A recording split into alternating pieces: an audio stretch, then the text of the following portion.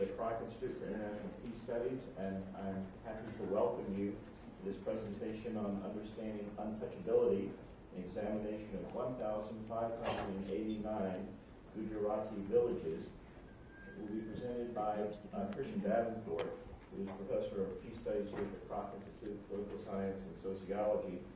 Professor Davenport, as most of us here know, is interested in political conflict and violence, mostly as perpetrated by governments, by repressive regimes, and those affiliated with them. He covers a variety of kinds of political violence: genocide, mass killing, torture, curfews, beatings, domestic spying, and so forth.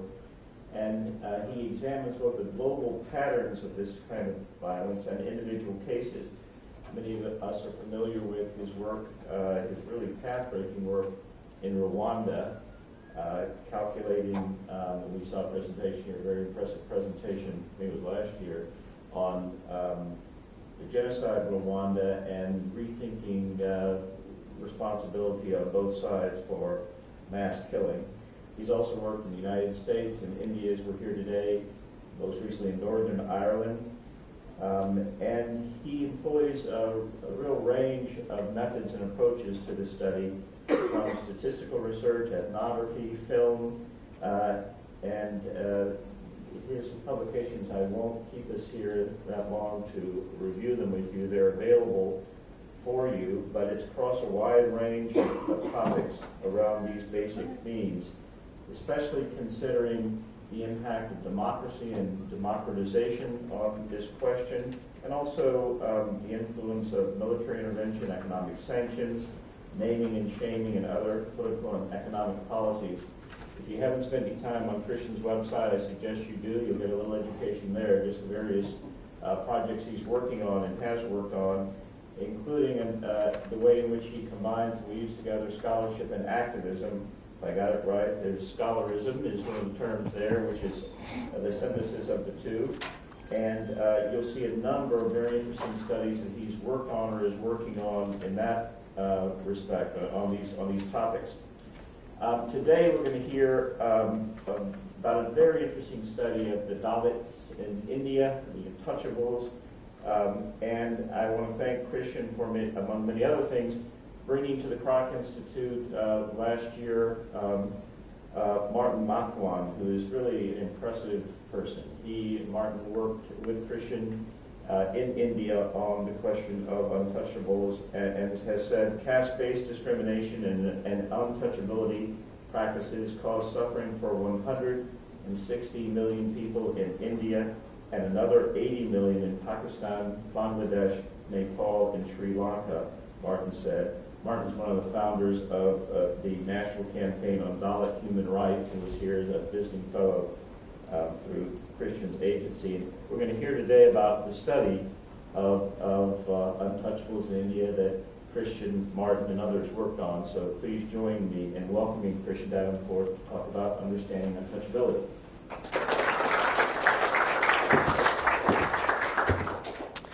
Thanks, Scott. Today, I will talk a little bit about some discriminatory patterns that we are not that familiar with. The Untouchables, kind of a name popularized in many parts by Gandhi and his efforts. I had a tremendous amount of respect for Gandhi before I went to India and interacted with the Untouchables and the Dalits. That is the subject of another lecture, actually. He didn't really do that well by them in many respects, which many of them will tell you very quickly. But they're also known by a variety of other names, and thus I wanted to put these forward so we have some understanding of kind of what we're talking about. So today we're going to talk a little bit about what is untouchability and what explains its variation. And that is largely the trajectory of what we're going to do. In terms of thinking about untouchability, it's really hard to get your head around it. So there's new population estimates out about India. It's now 1.2 billion people. They're not quite sure how many untouchables there are because they don't really want to ask that question, and it hasn't been asked for several decades. But if you go from population estimates about 14 to 16%, that means about 192 million Dalits exist in India alone, and then there's untouchables within other locations as well. When you think about untouchability, you need to know that it's sanctioned by the dominant religion, Hinduism, in its most prominent texts, and simultaneously it is abolished by the guiding kind of legislations on discrimination within India, the Protection of Civil Rights Act and the Prevention of Atrocity Act. And if you actually look at the Supreme Court, they have some of the most progressive rulings you could possibly imagine on discrimination, and yet it's a practice that most would admit is ubiquitous throughout the society. And historically, it has been one of the most divisive issues, pitting Gandhi, and I'll ask, has anyone in the room not heard of Gandhi? Okay. Has anyone in the room not heard of Ambedkar? Okay, see, now we want to have like a nice quiz. Okay, tell me what Ambedkar is known for.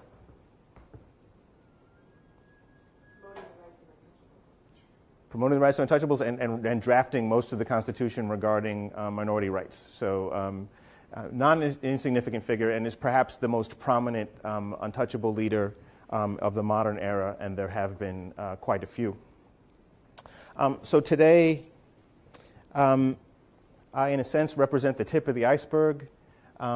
It takes, I guess this will be twice that I use the phrase in a day, it takes a village to conduct this type of research, and only one part of the village is here, but effectively we are a legions of sorts. Martin is many things. He is a lawyer, he is an activist, he is a anthropologist, he is a sociologist, and he's also the founder of this organization called Navsajan Trust, which is a human rights organization that pushes for Dalit rights. And one of the things that Martin did was systematically always start to kind of catalog abuses. He just knew something inherently was important about doing it. He didn't do it as well as he wanted to, and we meet later on through some other associates at the Robert F. Kennedy Center for Human Rights. They connected the two of us together. Robert F. Kennedy, knew that I was kind of interested in systematically evaluating human rights abuses and assisting an organization in trying to advance its human rights struggle. It turns out that the one thing that Navsajan Trust wanted to know but really couldn't figure out how to know was what's working? What are we doing that's having an improvement in reducing untouchability and caste discrimination? And so very simple and straightforward kind of impact assessment of what different activities are working. What's working is the subject of another talk. This one's actually just kind of a little bit more formative. Dave assisted with much of the modeling of some of the stuff that I'm going to show you. Martin, basically, there's an interesting kind of division of labor between kind of ethnographic work and qualitative scholars and quantitative ones. And normally people attempt to go out into the field and they understand what processes are actually going on involved on the ground, and they're trying to kind of figure out, get some general assessment of what's going on. And sometimes this feeds into developing questions to kind of address in focus groups, or that get pushed into kind of surveys or get used in Sensei. Effectively, we were able to take advantage of the fact that Martin had 37 years worth of familiarization with about 3,000 villages that they ended up working in. So we were able to kind of utilize that to set up focus groups, to set up surveys, and to set up the census results that I'll talk about today. And so that was extremely useful. Al Stam came in at a later date. Al and I have a rather bizarre and torturous history, which I won't go into. And Manjula Pradeep runs Navsajan Trust now after Martin had stepped down. And all of us basically contributed to all parts of the project. I'm quite frequently the front person, and so I just wanted to identify that up front. As I said before, the purpose of the project is to understand untouchability. It's a 3,000-year-old practice. There's a tremendous amount written on this particular subject. There's not much rigorous work that's done, however, across villages and across districts and talukas and states in India. And Bekdar makes the comment, and I think it's very appropriate. India is not a country, it's a continent. And so whenever you think about India, you need to think about amazing variation. And this is one of the reasons why we focus in on Gujarat in particular. I'll talk about that later. And secondly, we wanted to assess the impact of anti-untouchability activity. Today I'll talk about the first part, but address the second only in passing later on. This is relevant to much of my other research, which is really about trying to move away from national aggregates of understanding conflict and contention and discrimination, and to really start to kind of go to the level at which these abuses take place, be they towns or villages or cities, but basically to try to get some understanding of what's going on from as local a level as possible. So today, I'm going to talk a little bit about what is this untouchability? How do we measure it? What do we find in our investigation? What accounts for variation, which I'll do very briefly. And one of the reasons for taping this and doing this talk is this is like the outline for the book, so your comments will be very helpful on that one. And many of my colleagues that are on the project aren't really clear with what it is that I've been doing, and so this will be the first time that they see it as well, so this will be a good thing. When Martin was here, because he's Martin, he wrote one book, which he didn't intend to write, and he wrote another book that he did intend to write, and then he finally got to the third one that we were working on together. Martin, also being Martin, he wasn't really good about kind of outlining which parts of the book that I should work on or that Alan should work on, so he kind of wrote the whole thing and then gave it to us and said, okay, let's now edit our book. So he wrote 3 books when he was here, and I'm still basically catching up to what it is that he did. But all of this said, none of those books were the books that we planned on doing at all. So he just wrote 3 completely different books, all relevant to the topic, all that will advance our knowledge, but not at all the one that I wanted to write when I first got involved in the project. And this will kind of move in that direction a little bit and talk a little bit about kind of next steps from the project. Oh, hold it. I guess you're going to have to read it because it didn't occur to me to hook this up to the mic.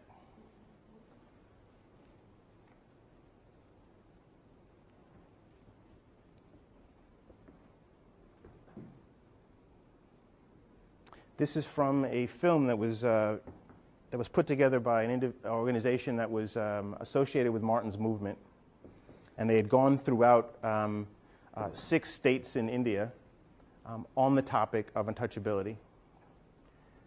And this rather interesting scene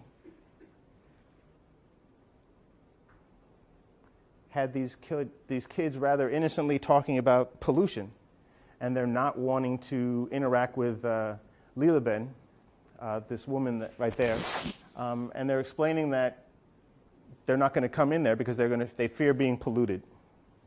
And then she's like going to interact with them, and they're all kind of like hiding from her and pushing back a little bit.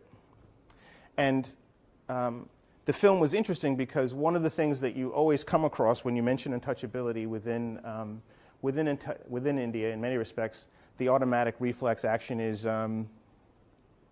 it doesn't exist.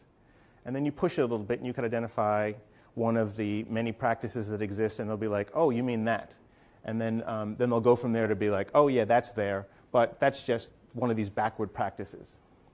And so what I found interesting about it was, so they approached this kid and they asked him, he said, are you a Dalit? Are you an untouchable? And he says yes. And they're asking him basically, do the kids come to your house? And he's like, yeah, they come to the house, but they stand outside. And then the kids they're beautiful, right? I mean, you wouldn't think that these are the kids who are sitting up there going, yes, I'll get polluted if I hang out with this guy. Yes, my life will be fundamentally altered if I were to interact with him. And then later on in the film, they actually interact with this kid who's basically got all his friends. All his boys are hanging out with him right here, telling him they're not going to hang out with him, they're not going to touch him. And then he reflects on what's untouchability. And this issue of what untouchability is and our ability to try to kind of communicate it, we've actually tried many ways to do it. So one of the things we became really fascinated with trying to figure out is how do you communicate to somebody what untouchability is if they're not really familiar with discrimination or rural contexts or India. And so one of the things that I attempt to do, in part because you interact with a lot of kids when you're at Navsojan. Navsojan also runs a school.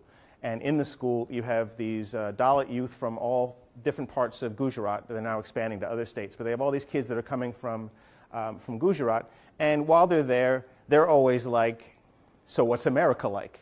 And so I'm like doing my best to try to explain what America's like. Imagine that. So I pull out Monopoly. I'm like, what are you supposed to do? So I give them my warped sense of history, and then so a little bit of Monopoly, a little bit of Malcolm X, and you just kind of like put them together, and they come away with different parts of kind of what's going on. So in line with our conversations, I'm like, well, why don't we do a board game? So we're basically creating a board game to explain untouchability. Which comes out of all this academic stuff that I'm going to give you, but it's also directly related to the ethnographic work that Martin did. So the thing to know about untouchability is it affects all aspects of life almost. So it affects school, it affects how you're dead, how you go through the process of burying another individual, who gets to touch the body, where does the body get buried, who gets to be at the ritual itself. Whose death is celebrated by the village, whose is not. It influences what work you do. This was characterizing the practice of untouchables being responsible for the removal of human feces within villages. So there's money allocated by the federal government for flush toilets, but this money isn't hardly ever actually allocated and utilized towards that end. Most of the rural villages rely upon this particular practice. But the thing to think about is, simultaneously with this amazingly beautiful history, I'm not a great photographer. I'll admit that in a second. That's one of the first shots I took when I first went to India. Beauty just walks all around you. And at the same time, you have some subtle aspects of discrimination and racism. So this is a rampatar. And a rampatar is basically if an untouchable comes to your house, it's just part of the custom that you give them some tea, that you give them some beverage. Rather than actually touch the untouchable is supposed to reach into this area, grab the rampatar, and put that out. Then the person puts the tea in there, and then the person will sip the tea. The untouchable, they'll then watch it, and they'll put it back. But that's for them.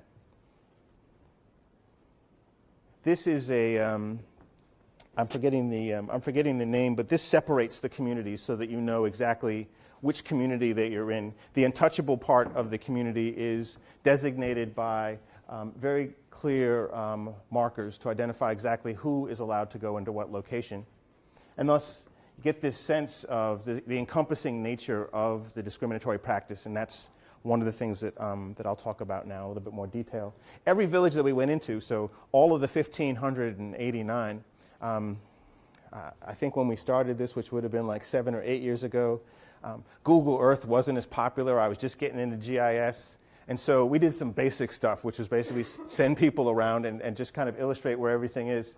The interesting way of kind of approaching it is whatever the parameters of the location or of the village are, you always look to the outskirts for the scavenger community or for where the untouchables are. They will always be on the outskirts of a community, never on the interior, never near the houses of government, and almost never around the water. In this context, there's a designated part of the pond that is designated for Dalits. The school, while everyone could attend, the Dalit children have to sit in the back of the room. Much of this will start sounding familiar to you in a certain way. This was yet another one that we did. Obviously, this group spent a lot more time. That's you do what you can with what you have. But my grounding point for a lot of this is ethnographically, I'm listening to people. I'm hearing what they're telling me in terms of the discriminatory patterns that they're subject to. I'm listening to their narratives of the different forms of discrimination that they deal with on a daily basis. Racism in America is like my first kind of grounding point, right? So this came from some piece. This came from a piece by this woman, Polly Murphy, who in 1949 identified all these different forms of segregation by state. And so you had amusement parks that were segregated, billiard pool, public halls, circuses. Circuses were segregated. Go figure. Agriculture and trade schools, separate libraries, toilets, mental patients, nursing, paupers, railroads, waiting rooms, and basically state by state went and tried to figure out exactly what was going on. What was interesting for me is when we first started to kind of bring together all the different elements of touchability, because part of our project was to bring together all of these disparate studies that had existed on the topic and try to be as comprehensive as possible. What are all the different forms of touchability that you can identify? Once I started looking at the list, this started kind of showing up, and I thought that was very interesting, but that's something that kind of kept coming back to me. So we engaged in this project, as I said, 7 years ago, and this evolved a tremendous amount.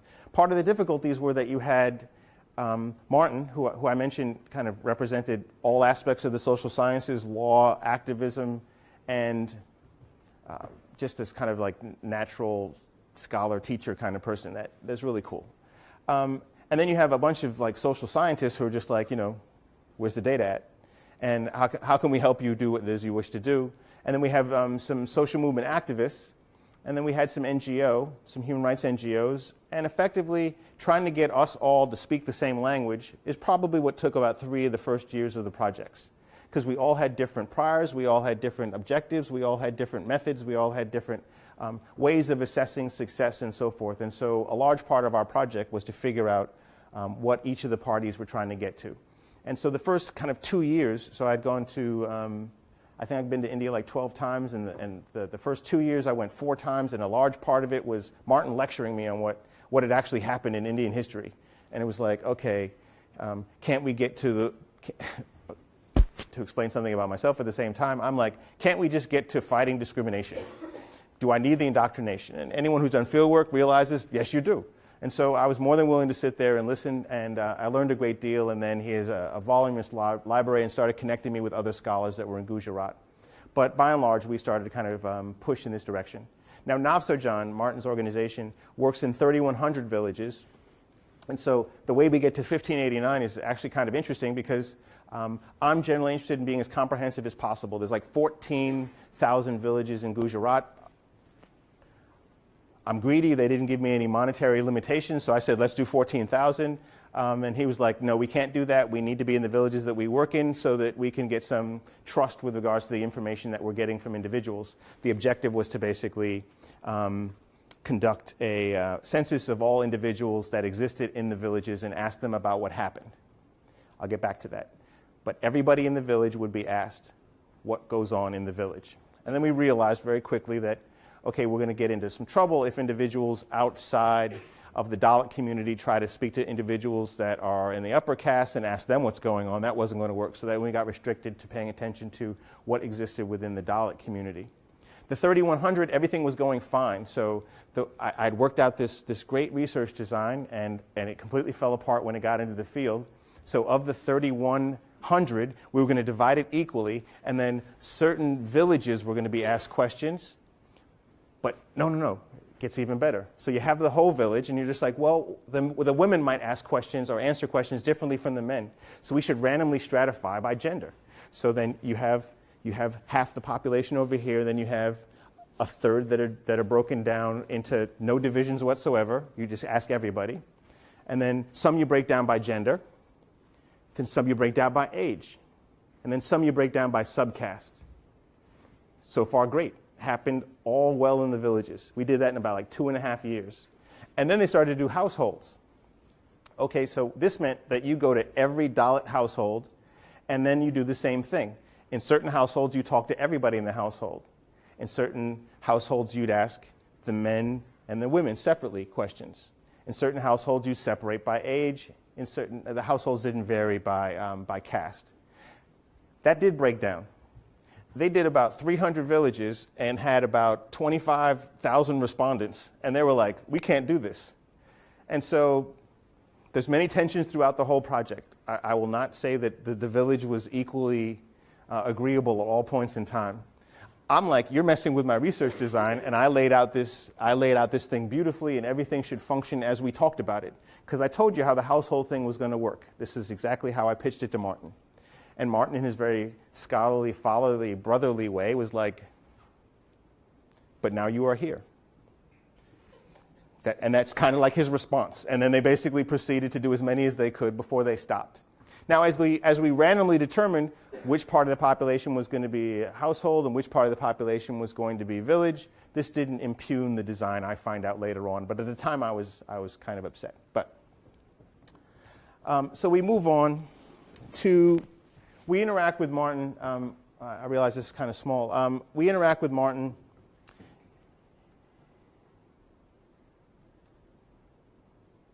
And one of the things that became extremely important for us to do was to identify, well, what do we mean by untouchability and what kind of practices are we talking about? So Martin was convinced from his 30 some odd years of walking around these villages and talking to people, Martin was convinced that there was eight big categories of untouchability. There was untouchability concerning water, food, beverages, religion, touch, access to public facilities, prohibitions and social sanctions. He was convinced that there were these categories. Now, caste is very important in many respects because of this. It's something that exists by birth. It is something that exists, it's fundamentally about touch and separation and isolation. That is the element. That's what all the discriminatory practices are supposed to do, to separate distinct communities that by birth are believed to be separable. And Martin had these categories. Well, my thing was the categories might not exist. And this was like another 2 visits and another year as Martin and I were trying to hash out exactly what was going on. He suggested the categories existed, and I said, that's fine, but it might not. Because in principle, there should be some underlying untouchability. It's a latent measure. Untouchability, if it's a concept, then it should fit together. It might have subcategories, but they're all kind of representative of this thing known as untouchability.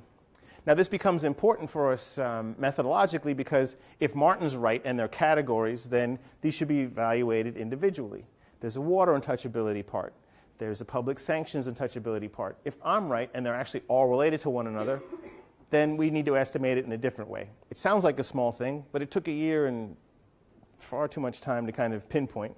But the idea was for us to identify every single practice, which we did, and then try to think through exactly what's involved. So village wells simply refers, there's an appendix on the webpage for the project that I could direct you to for more detailed explanations. Village wells, simply there is a well in the village, and you either are, as a Dalit, or not discriminated from using that well. Everything is dichotomous. It either exists or it does not. Is there a water pot in school? So there's water that's available in school. All children can use it or they can't. Dalits are discriminated or they're not. Everything's dichotomous. Touching food. If a Dalit touches food, are there any social sanctions for them touching that food, yes or no? Occasionally there'll be a follow-up question. So if a Dalit touches food, is there some kind of ritualistic practice like lighting a match or putting water on it that will make it clean, that'll cleanse it? So they're not only practices of discrimination, there's practices of social isolation, there's sanctions for violating that, and there's also rituals for cleansing that. And all of these things are sanctioned by dominant religious texts and by different cultural aspects. So we come up with 100 different practices that exist.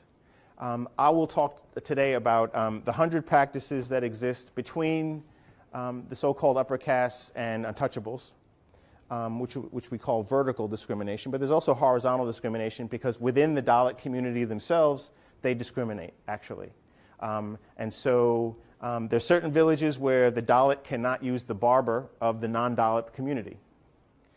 Well, then there's a Dalit barber, but that Dalit barber themselves might discriminate against, they might not do vankers, they might not do people that are touching human feces, they might not cut their hair. And so there's some relationship between the practices that are displaced between these two communities. But actually the correlation is like 0.27. They're very independent from one another, which is interesting, but that's a separate piece. But what we did for each practice, what this represents very kind of directly, what we did for each practice was try to figure out exactly where did it come from. And we realized that over time, there have been different amounts of observation of the different practices. And so we went through every single practice and identified exactly who talked about what practice at what point in time to get some idea of consistency. And this became interesting because a tremendous amount of work on untouchability has been done by anthropologists. And so their ethnographic work helped kind of pull out a lot of these practices. Cross-validation, they're less apt to do, and thus we kind of brought that together with some legal scholarship, with some sociologists, with some political scientists, and it became this interdisciplinary thing where we didn't actually think it was. But some of the practices you won't see mentioned, WaterPeb, for example, and so we're still in the process of trying to figure out where the primary documents for each of these practices comes from. So as I said, we did 1,589 villages. Household and village level data collection efforts. We stratified by age, gender, and subcaste. In total, there's approximately 90,000 respondents. It's a 33-page census. And the duration varied from a couple of hours to a couple of days. Now, this sounds a little bit strange, and I will grant that it is strange. But imagine the setting. We've convened as a village of, so untouchables are what others call this particular group as outside of the Varna system. Dalits are those who are oppressed. Dalits are what they call themselves. And so I go back and forth, and I just want to explain that briefly. But so the Dalit community comes together in a village, and then they're like introduced by the local person from Navsarjan. They're explaining what we're going to do, and then we go through each question. So I just randomly grabbed a page. This is page 19. So all Dalit postmen received equally by all Dalits. And then we ask about village wells, and then we ask about all these other practices that I've mentioned before. All Dalit teachers treat equally. Dalit teachers are taught equally. This becomes very important. So we ask a question, and it's yes or no, we're not available. And then we ask about the most practicing caste, and then we ask about the most victimized caste. Well, and we have all the notes from this thing, and so it's insane, some of them. So you have a meeting, there's like 150 to 2,000 people in a room who are talking about whether or not a practice exists. So initially, much starts off with denial. No, that doesn't happen here. And then someone will be like, what about Indu in 1975? And they're like, oh, okay. And then so they have these like long deliberations. Now, you break it down by subcaste, then we're separating out into however many subcastes are there. This process is repeated in isolation.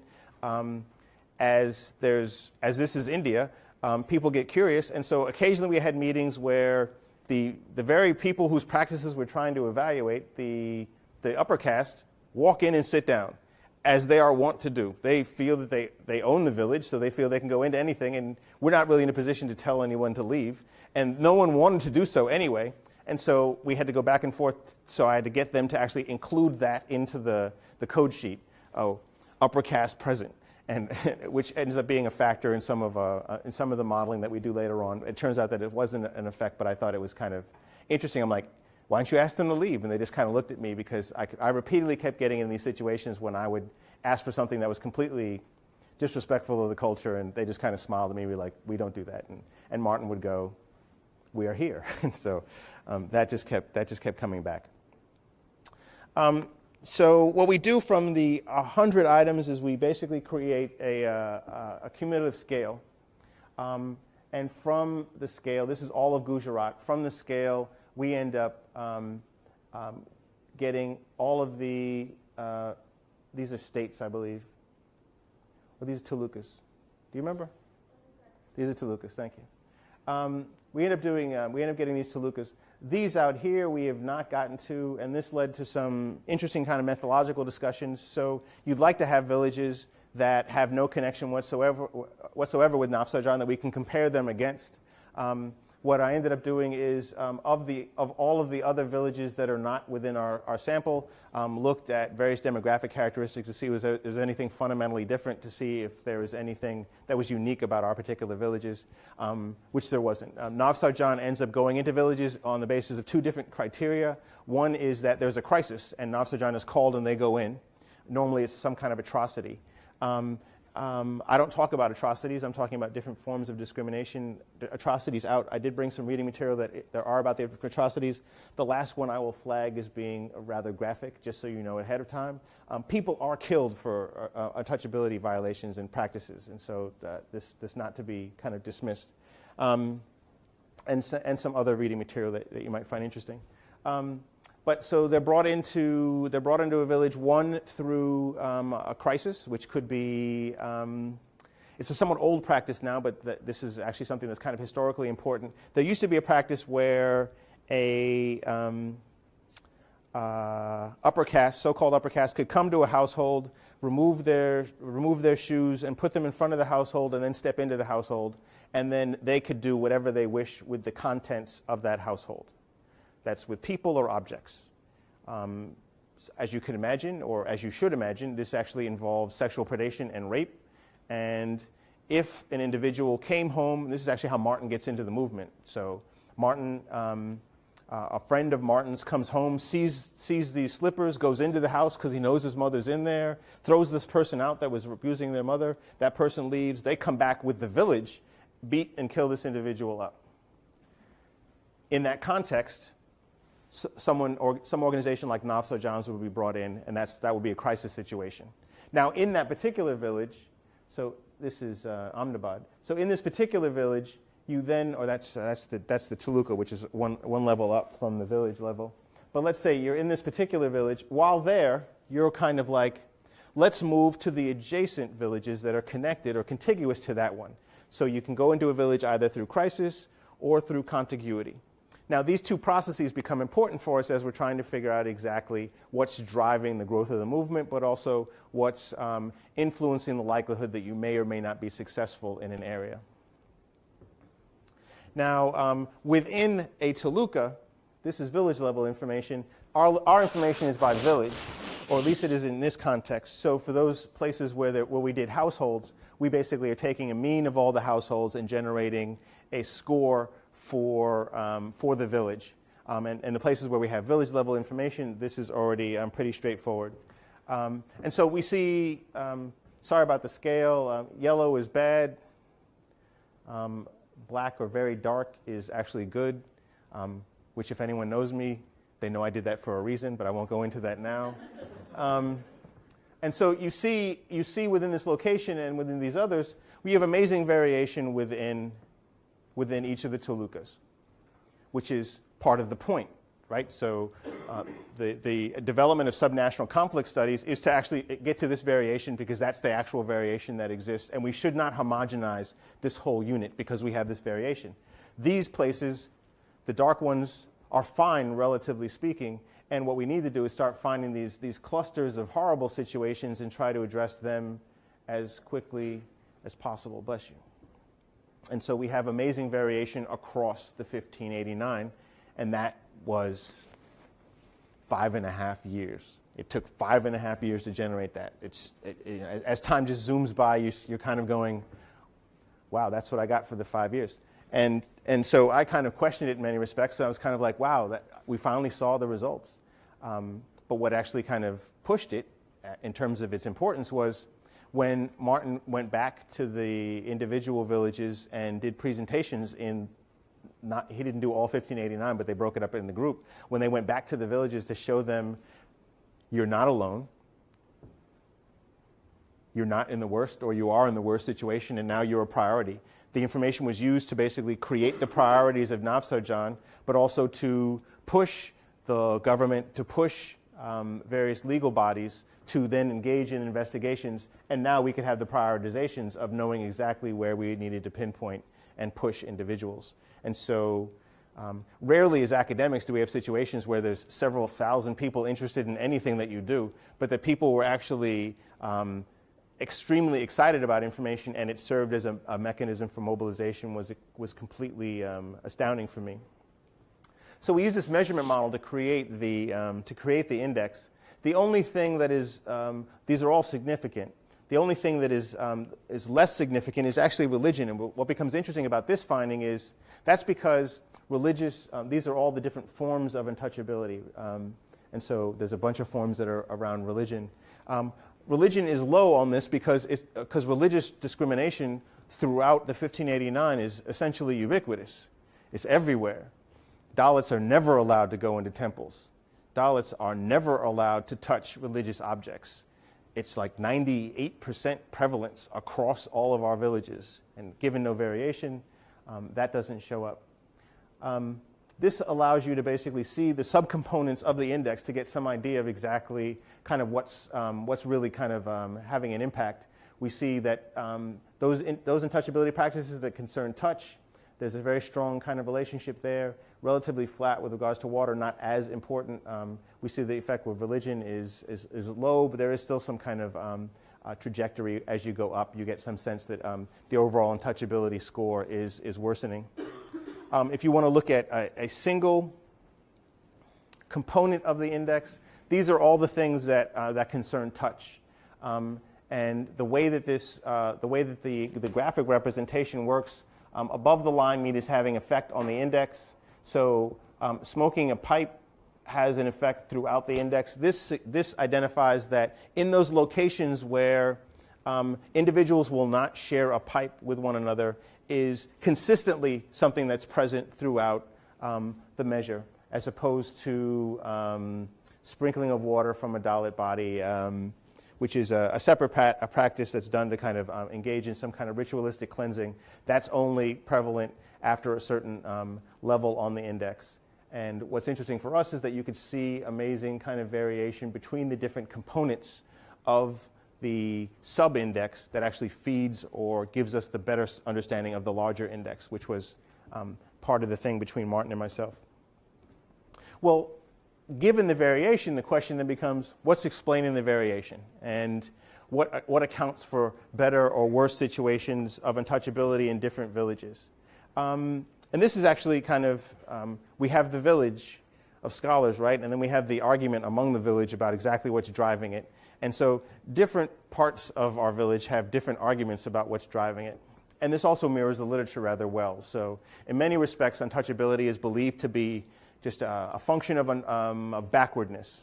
It's just those people that are not as developed economically. It's just the geographically isolated. It's just these remote places that have no connection whatsoever with the outside world. There's also an argument that untouchability, as it's connected so strongly with Hinduism, untouchability would be caught with nationalist sentiment that pushes those elements. In places where you saw strong degrees of nationalist sentiment, you should see greater untouchability in these locations. And also you need an opportunity. You need a decent enough size of a group in order to engage in discriminatory practices. The fifth that's not here is anti-untouchability activism. We have some issues with regards to how that in particular information was collected within the census, and we're still trying to figure out how to get to that. But that's the variable that I believe is perhaps the most important. But we do an analysis with these four to kind of walk through it. And I'll say this is the first table of the first analysis of its kind on the topic. So, yeah. Oh, sure. Oh, sure. Nationalist sentiment.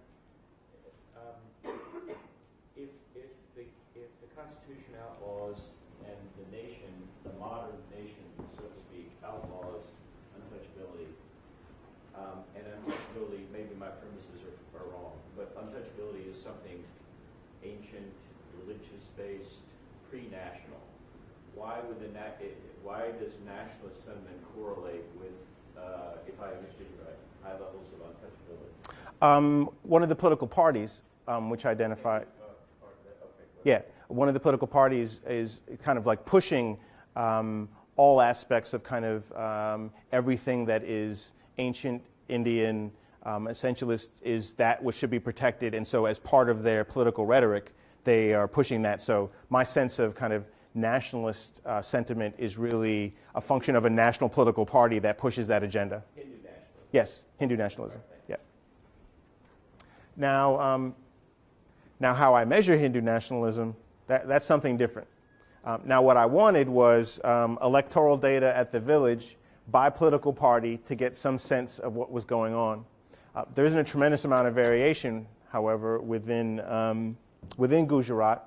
And so then I started thinking, okay, alternatively, what's another way to actually get some sense of when the engine of Hinduism might be driven? And perhaps the area that is the most well studied within India, or about India, known about in the United States, concerns ethnic conflict. Hindu nationalist conflict. So I thought of, there's a riot database which identifies instances of pro-Hindu nationalist sentiments rising to the point of violence. It might be that the amount of times that they take place, the number of killings that take place, the number of injuries that are involved in this might provide that kind of prompt. There was an arrest data, there was an arrest variable at the same time, the number of arrests that are conducted at these particular events, which basically fell into the model by mistake. I'll be perfectly honest. Because I was trying to capture this, the sentiment idea was kind of like, there's a riot that's concerning the Hindus. The Hindus would now be concerned with their identity. In that context of trying to protect their identity, one of the practices that is associated with that identity would be increased. Don't see it. Decreases. The explanation that I have for this is, well, actually at that moment, the Dalits aren't the ones that they're concerned with. It's the Muslims or the Sikhs. It's the group that they're having conflict with, that they're concerned with at the time, and thus in that context, you're less likely to engage in untouchability practices. Arrests, however, does increase it, and I'm actually thinking one of my topics is state repression and concerns organized capability of governments to engage in certain coercive activities. If your capacity is high, I argue then you have a higher capacity for engaging in arrests. Those places that do engage in more arrests find greater degrees of untouchability. So if the state can back you up in your social political practice of discrimination, then you're more likely to engage in that. Percent Hindu population, greater size of the population that is Hindu, which follows this issue of opportunity, capacity, and strength, greater degrees of untouchability. Then it was an issue of, okay, there's different ways of actually structuring some of the resource allocations, right? So you might have a tube well, it's the national sentiment. You might have a canal, you might have a tap. It's like, who knew taps mattered so much? You might have a tap, or you might have, from Oxfam, you might have a tube well, pump. Well, tube wells, taps, and canals increase untouchability. And part of the reason that I'm arguing for this is that they, in a sense, solidify or centralize the delivery of certain social services, which becomes easier to discriminate with. So one of the practices involved in untouchability concerns the fact that a Dalit cannot just walk up to a tap and just get some water. They actually have to have someone pour the water for them and then give it to them. By centralizing the distribution, you're actually facilitating the discriminatory practice itself. As opposed to the presence of a well, in a sense, I think that the well is a little bit more of a democratizing element than the more focused component of the tap or the canal, or at least this is where I'm going with this. So, in terms of thinking about where we go or what we think about it, untouchability is a form of discrimination composed of various elements that are mutually reinforcing, and so strongly, in fact, that we're actually able to see a single index that is able to encompass all the different components. What explains this variation is increased by Hindu population, it's increased by state capacity measure, it's increased by various elements that centralize a mechanism of discrimination. It's decreased by kind of displaced hatred towards another group, and it's decreased by a more democratic distribution mechanism. What is not explained, this geographic proximity to the nearest town, that doesn't play out. Paved roads, muddy roads, percentage of the scheduled caste population, none of these factors have an impact. Now, in terms of where we go next, we're trying to get some measure of political participation, some sense of age of the population, age of the village, the degree of anti-untouchability activism. We need to expand the analysis past Gujarat. Part of the difficulty with being able to get this type of work done is that we needed individuals in 1,589 villages to actually get anything done. From Martin's organization, we basically had 200 individuals that we had trained numerous times to go out and engage in different types of data collection efforts. Those 200 partnered with the local person from Navsajan that was in each village. The network for that organization was required to do this type of work. There is no other organization like Navsajan that we've been able to identify to partner with in other states. Until the report came out that I showed you the cover of, that revealed that there was a couple of organizations that we weren't familiar with in Uttar Pradesh and Delhi that we're going to be working with now to kind of train to get this type of thing done. And we've been contacted by some other organizations as well to try to use the same exact procedure for measuring discrimination within their countries as well. And one of the biggest weaknesses of the piece is not consulting the non-Dalit population and getting their perspective with regards to what's going on. That is going to be a relatively large component of where we go. And questions? Thank you.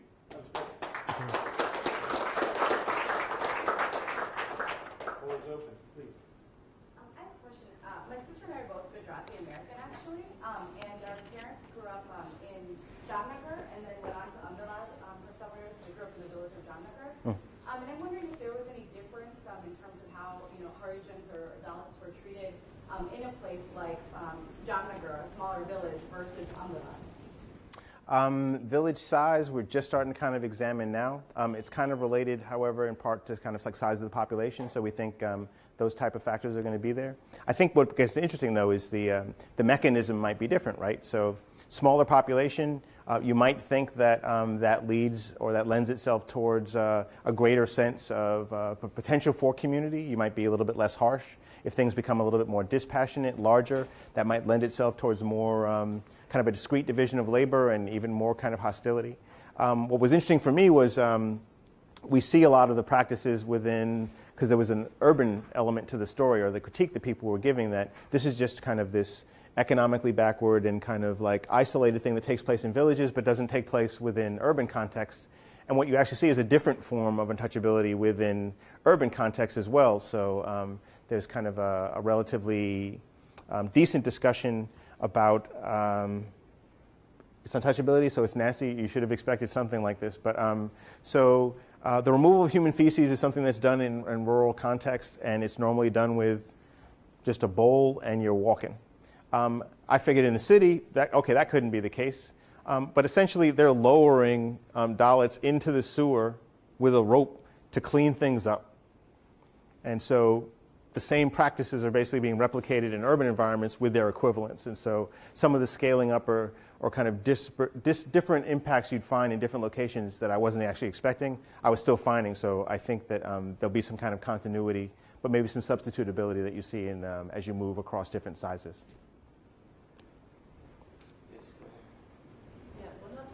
My question is about the legal angle. So it's against the law formally, but in your talk, it's all about the practices and it's rampant. So is there any movement in the formal law? I mean, obviously after this report, there was movement taken, but I mean, are there actions under these formal laws for that? Actually, no. I mean, so every 10 years, there's a council that's convened to evaluate untouchability again, which basically they come up with some report which is largely reliant upon police records, and whether or not you report to the police department is really another issue. And they use that data, so that's flawed and definitely an undercount. But basically, they're just like, oh, it's not gone yet. We need another 10 years. And then they kind of move on. And there's some lawsuits, though. So some of, I mean, Martin is a lawyer as well. In his organization, there's a legal component to it. And they engage in lawsuits quite frequently. On the successful side, there's a lot of land that's supposed to be allocated for untouchables, and it's legally supposed to be allocated to them, but it's not always. And so they engage in legal struggles to get that land allocated for the relevant communities. And they had some success with like 20,000 acres, or the European equivalent, getting allocated. And so it's like there are some successes, there's more failures. And to get to the point of actually raising the legal challenge, you need a significant amount of infrastructure to get to that particular point and be able to sustain it over time. The strength of untouchability within India, however, is in part a function of the decentralization within the country. It's like every jurisdiction has got its own way of doing things, and thus in that situation of decentralization, it's hard to kind of navigate anything. And if it all starts from you being able to go to the local panchayat office or some political official to get something started, and they're biased against you, and you rarely can get outside of your village because of the economic situation, you have to worry about kind of like working and so forth, or you could run into somebody who's hostile to you as you're walking out of the village that could prevent you from going anywhere. I mean, so basically, to actually get to the point of advocacy takes a tremendous amount of kind of survival capabilities and resources that we kind of forget about in many respects here. It's like, right, you know, you make a phone call, ACLU, you get them, hey, there's a case over here, some journalist finds out. There, it's like you literally need to figure out, okay, for me to step outside of my block to go to some place that I've never been before could bring one of these untouchability practices. I mean, there's something about like if you're approached by a particular upper caste, you're supposed to yield in a variety of different ways. If you don't, you could get beat there. And so it's like if you add on to that all the things that you need to do to find out about the legal element. So a large part of Navsajan is to kind of communicate to people, hey, you have human rights. I mean, and there's some in that film. There's just some devastating pieces where these people are not. They're saying we're not even human. We don't deserve rights. I mean, that's like if that's where people are, the idea of getting to the legal thing is just kind of far for some of them. Yeah, thank you very much. It's very interesting. I'm wondering how you're dealing with, or if you're dealing with, how these things have been changing or not over time. So are you asking people about, so this year, has this been practiced in your village, or do you talk about throughout the history of this village, or how do you deal with that? Do people talk about things that happened in the past and report changes, or do they, are they sort of prompted to just talk about the current situation?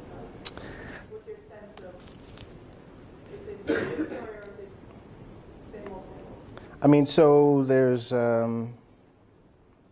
as I mentioned, there's 33 pages for the survey, the census. We ask about mostly contemporaneous problems, but we do have a component where we're asking about historical ones as well. I'm trying to find it, but I can't find it. The historical component is very interesting to the extent that we were interested in the resonance of prior activities and prior attacks. It's like, you know, how far back are people thinking about discriminatory practices that they'd associate with individual kind of discriminatory activities? And they were going back, 40, 50 years, and so it was really amazing how far people were thinking back about things. Change.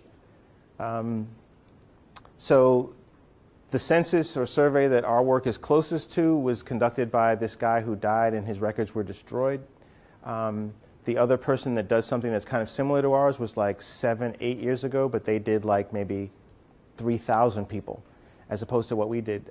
So it's very difficult to get the cross time bit, and whether or not we'll actually even be able to pull this off again, we're not quite clear on whether or not we'll be able to get a time series. And so it was kind of this trade-off. It's like, okay, do we try to get some insight into the practices now, or kind of think about the longer durée? But what we did was basically we embedded within the census instrument maybe 20 or 25 questions about kind of historical changes.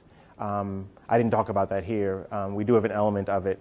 And the ethnographic work, we ask about that all the time because, in a sense, how people are understanding the condition that they've been in and what people think or perceive to be the changes is kind of really important. By government records, things are getting better. But once you start getting to exactly how the records get to be created, then you really kind of question that. And I think that's the trajectory of untouchability. That's a huge problem. excuse me, how did you pick the state of Gujarat as opposed to other states? Do they have a higher percentage of the lease, or which state would have the highest percentage? I'm not sure which state has the highest percentage of Dalits. We picked Gujarat because that's where Martin's organization is based. And actually, Gujarat is biased against most of our hypotheses in the sense that it's one of the most developed states in India.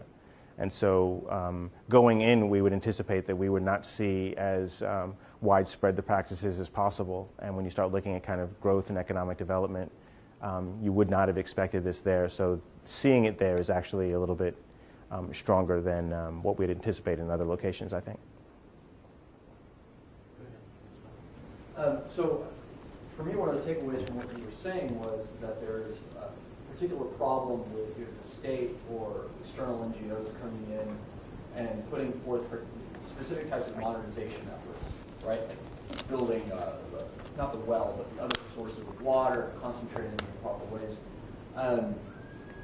More broadly, what is the takeaway for addressing these types of issues from the perspective of, say, NGOs who are committed to development? What do you tell them? I mean, so there's a couple of things actually. What I find useful is this issue of the kind of better contextualization of understanding how untouchability function. Like, I'm sorry, Kat left. One of the things that became clear was that anthropologists were part of a problem, in the sense that they were actually since they did not see overt manifestations of conflict, and I mean, you can imagine social scientists doing this, right? So not seeing overt manifestations of conflict and seeing that different parts of the population had direct allocations of, okay, well, you have the right to come back and beg at this household, and that counted as a job, and that since they weren't rebelling against that meant it was okay. And missed some of the kind of infrastructural things that that's Jim Scott would kind of lead us to kind of pay attention to. So there's a sensitization of kind of understanding what the dynamics are in a particular village and how they're kind of functioning. And I think if you were to better understand how untouchability functioned, then some of the Oxfam thing like programs, you wouldn't do some of them until you understood exactly how untouchability functioned in that locale. And so what might seem to be kind of an efficient mechanism of delivery layered into the principle of untouchability just leads to higher concentrations of an efficiency in discriminatory activities. I mean, I don't think Oxfam's thinking like that. I don't think like World Food Program is thinking about kind of how these programs interface with the local discriminatory situation and what you do about it. The other thing is kind of like, so Martin's organization engages in fasts and marches and information campaigns and so forth. So there's actually a lot of activism, and there has been for 3,000 years. There's been a lot of activism against untouchability. Those organizations don't generally kind of get partnered up with other institutions or get the kind of credibility or attention that they would otherwise get to get some understanding of what's going on. So I think part of this better understanding of kind of service delivery and so forth is kind of related to actually kind of where Liz was pushing us, which is just like there's money allocated for the creation of flush toilets all throughout India. Make sure that money gets to where it needs to get to. So you need to kind of embed an anti-corruption campaign with an accountability campaign, with an awareness-raising campaign, with an educational campaign to basically, I mean, if the kids don't think that they have rights, or grown women or grown men don't think that they have rights, and that they can't press those claims, that there's no agencies for them, that suggests that, you know, it's really hard. What do you do with that? I mean, so it basically, I think you need to have a more kind of holistic and integrative thing that we talk about in terms of the kind of strategic peace building, but I think clearly there's multiple dimensions to the thing that need to be brought together in a way that we haven't been able to previously. But it's kind of necessitated this type of comprehensive, I think, approach to kind of cataloging all the different types of abuses and seeing how which one of those subsets of kind of caste discrimination could we get the most play on? So Professor Shaw, I can't pronounce his first name at the moment, he would focus in on kind of public service delivery. We should probably be at best able to deal with public service delivery. That should be the one that we can have the biggest impact on, making sure that people can get onto a bus as a discriminatory practice. There's certain types of practices that are a little bit harder to deal with than others. So most people are able to get on buses in part because it's really hard to discriminate on the bus. Now, it's amazing how amorphous and powerful untouchability seems to be able to kind of manifest itself within the hierarchy of seats and so forth. But I think we still haven't got to the point to realize exactly how encompassing this thing is and how much of the society is influenced by it. But the minute you start going into India with any of these programs, you need to address that first and foremost, and that hasn't been a priority. Some quick questions on the interview method. How big was the team? Were you all together doing all the interviews, or was it dispersed? It was all dispersed. Basically, we had a male-female team in each village that partnered up with whoever the local Navsajan person was, and that enabled us so that if we were segregating by gender, then we had one that would go with each. The group ones they were conducted together, so they would be there together. The team, while we had 200, the team was broken up into the male-female pairs that went everywhere. The village ones were a little bit. We were always kind of attentive to exactly who was running the meeting as a function of the size of the general population. So, like, if there was more women than men, then we let the women partner run it, and we were running those experiments too. It became fascinating in the same time because I was trying to study the study of untouchability while we were doing it. You could imagine Martin had a little bit less interest in that, but I was like, in order for us to make sure that our project can't be invalidated in different ways, we needed to be sensitive to these gender effects, to these age effects, and built that in. And I think I think that's one of the reasons why it took us a while. But the interviewer gender issue was something that we were really sensitive to. We didn't have enough play to kind of get some age and gender intersectionality issues going, but Dialect. everything was in the local languages and local dialects. People were translating for you? Yeah. Yeah, so we have a version in Hindi. There's also other versions in the other dialects as well. Martin, because he's Martin and brilliant, developed. We have the census in a children's book.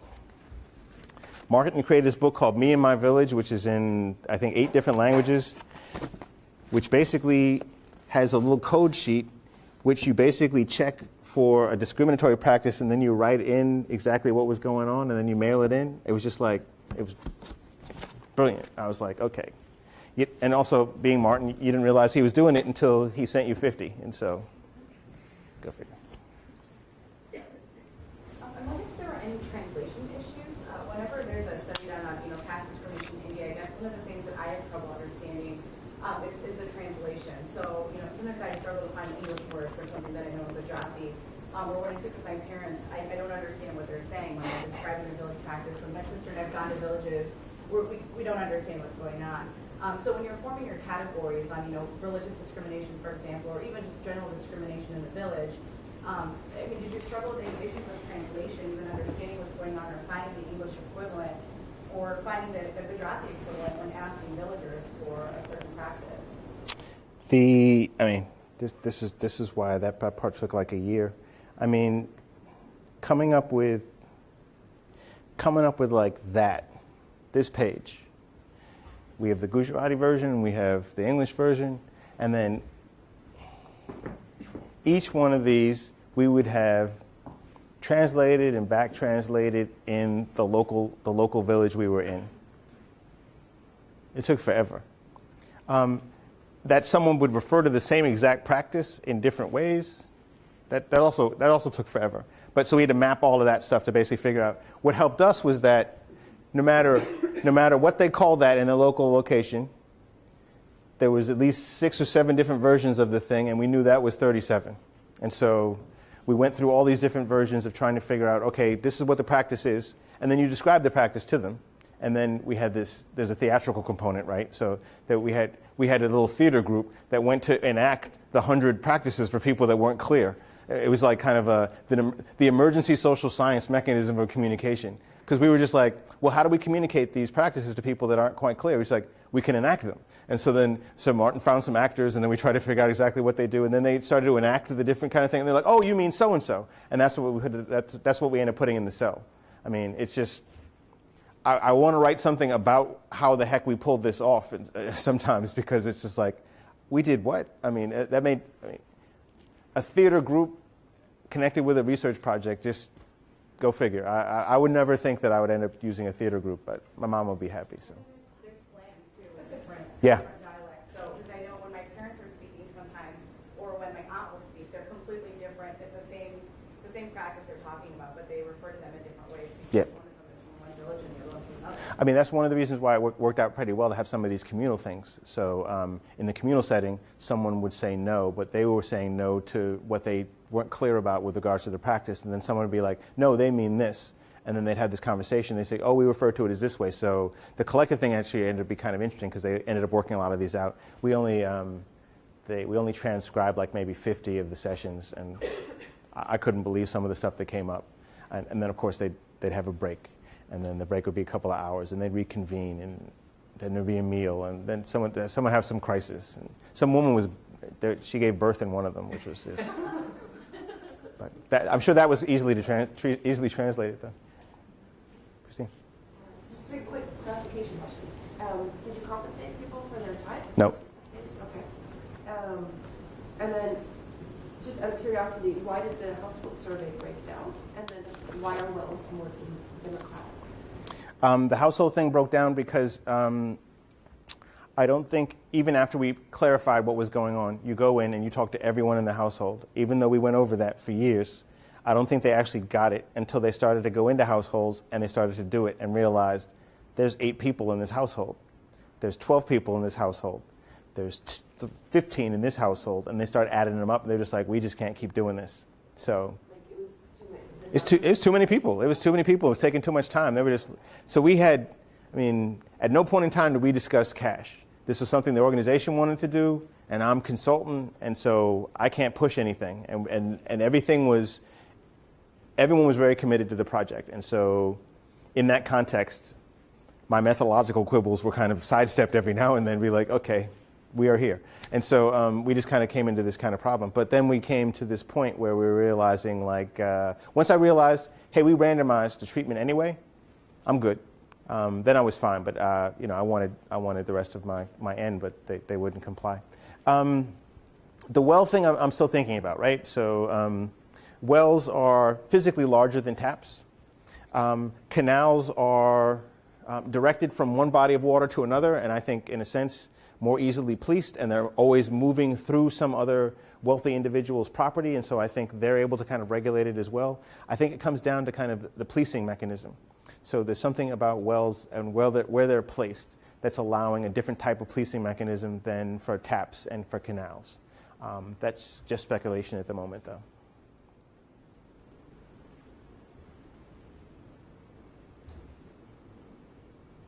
Any other questions for Kristen at this point?